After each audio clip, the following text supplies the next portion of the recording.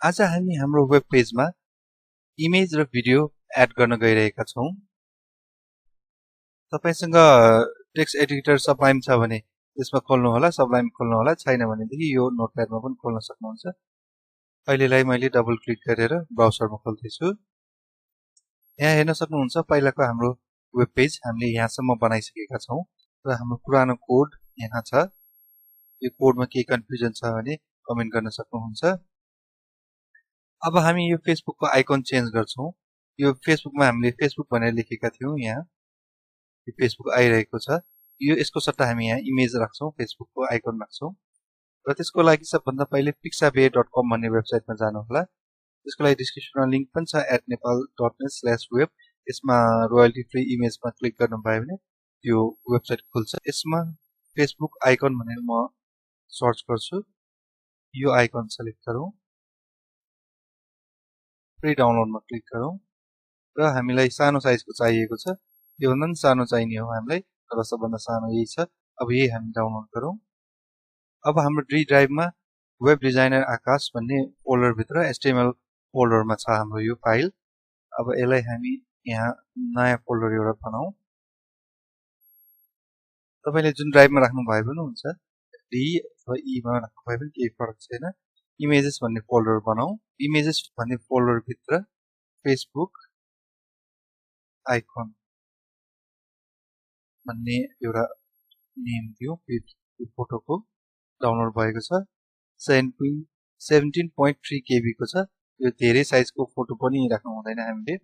यहाँ हेर्न सक्नुहुन्छ इमेजेस भन्ने फोल्डर एउटा क्रिएट भइसकेको छ र यो इमेजेस फोल्डर भित्र फेसबुक आइकन आइसकेको छ। अब हामी यो आइकनलाई हामी यताबाट कल गर्छौं। यो हटाइदिन्छौं।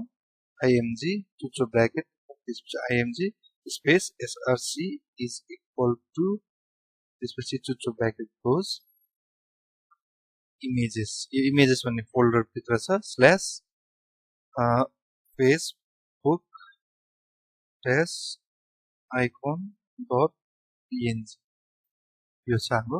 यसलाई कन्ट्रोल एस गरेर सेभ गरौँ र अब हामी यसलाई ब्राउजरमा हेरौँ र यहाँ फेसबुक आइकन आएको छ, ठुलो आएको छ। माथिपट्टि पनि इमेज राख्नु पर्ने छ भने यसरी राख्न सक्नुहुन्छ। र हामीलाई अब यो फेसबुक आइकन यति धेरै ठुलो चाहिँदैन र सानो बनाउनको लागि चाहिँ हामीले सानै आइकन पनि चुज गर्न सक्छौं अथवा यही आइकनलाई पनि हामीले विड्थ इज इक्वल टु 32 भनेर डिफाइन गर्छौं र F5 फेरि प्रेस गरे। अब यो सानो आएको छ। माथि राख्दाखेरि यो लिंक चाहिँदैन भनेदेखि चाहिँ लिंक हटाउन सक्नुहुन्छ। माथि अरु कुनै इमेज राख्दाखेरि यहाँदेखि यति र यो स्ल्याश यति हटाउनु भयो भने यो लिंक हट्छ र यसमा ओभर गर्दाखेरि यो हातको साइन हट्छ। अब हामी यहाँ भिडियो राख्छौं। त्यसको लागि अब युट्युबमा आउनु होला। युट्युबमा अब तपाईले कुन भिडियो राख्नु पर्ने छ त्यो राख्नु होला। यही भिडियो सेलेक्ट गर्छु म। यसलाई पौज गरौँ। साउन्ड डबल आउँछ नि मैले पौज गरेको। शेयरमा क्लिक गर्नु होला। त्यसपछि लिंक मात्र चाहिने हो भने चाहिँ यो कपी गर्न सक्नुहुन्छ। जस्तै कि यो अघि न फेसबुकमा हामीले लिंक मात्र राखेका छौं। यो जस्तै यो लिंक मात्र राख्नको लागि चाहिँ केही पनि गर्नु परेन। यो मात्र कपी गरिदिएको र भिडियो वेब पेजमै प्ले गर्न चाहनुहुन्छ भने यो इन्भेटमा थिच्नु होला। त्यसपछि यो आइफ्रेम कोड लिनु होला, कपी गर्नु होला। त्यसपछि यता आउनु होला। यता अब कहाँ राख्न चाहनुहुन्छ, यो टेक्स्टको बीचमा राख्न चाहनुहुन्छ अथवा कता राख्न चाहनुहुन्छ त्यो अनुसार राख्न सक्नुहुन्छ। टेक्स्टको बीचमा चाहिँ हामी राख्दैनौं अहिले, किन भन्दाखेरि यहाँ हामी पछि इमेज स्लाइडर राख्छौं। यहाँ इमेज स्लाइडर र यहाँ भिडियो भयो भने त्यति राम्रो देख्दैन, त्यसैले यहाँ यतापट्टि राख्छौं हामी। यो जुन आई लभ नेपालको ठ्याक्क माथि यसलाई कन्ट्रोल एस गर्छौं र यसलाई रिफ्रेश गरौँ। अब यहाँ हेर्न सक्नुहुन्छ यहाँ भिडियो आइसकेको छ र यही प्ले गर्न पनि सक्नुहुन्छ।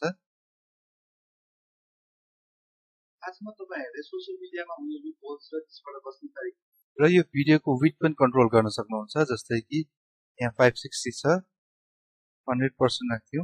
यो फुल कभर हुन्छ। यसरी फुल स्पेस कभर भएको छ। यो 100% राख्नु भयो भने चाहिँ सबै डिभाइसेसहरुमा ठ्याक्क मिल्ने हुन्छ र र यसमा अब 560 राख्नु भयो भने चाहिँ नि अब मोबाइल डिभाइसेसमा पोर्ट्रेट मोडमा यसो हेर्दाखेरि चाहिँ अलिकति हुत्तेको जस्तो देखिन्छ वेबसाइट चाहिँ र मोबाइल डिभाइसको साइज अनुसार 300 कहिले राख्नु पर्यो भनेदेखि यसरी 300 पनि राख्न सक्नुहुन्छ र यो मोबाइल डिभाइसेसमा पनि ठिकैको आउँछ हामी अहिलेलाई डिफल्टै राख्छौँ हाइट पनि चेन्ज गर्न सक्नुहुन्छ यहाँ र यसलाई अटो प्ले गर्ने सिस्टम पनि छ गर्न मिल्छ त्यो अहिले म त्यसमा जान्दिनँ अटो प्ले गर्दाखेरि चाहिँ हामीले यो प्ले बटन थिचिराख्नु पर्दैन आफै प्ले हुन्छ म तपाईहरुलाई अर्को एउटा इम्पोर्टेन्ट कोड दिन्छु सब्स्क्राइब माई च्यानल अब हामीले यो लिंक दियौं यो लिंक जुन छ youtube.com च्यानलको नाम दिनु होला जस्तै कि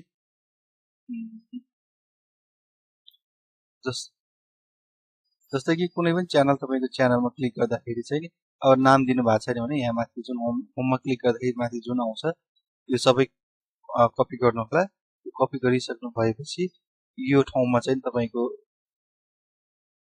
यो ठाउँमा चाहिँ पेस्ट गरिदिनु होला तपाईको च्यानलको URL पेस्ट गरिदिनु होला र बाकी क्वेशन मार्क सब कन्फर्मेसन इज इक्वल टु 1 यो चाहिँ सेम राख्नु होला यसमा चेन्ज नगर्नु होला अनि त्यसपछि यो अलिकति यता पठाउँ त्यसपछि br ट्याग दिउँ br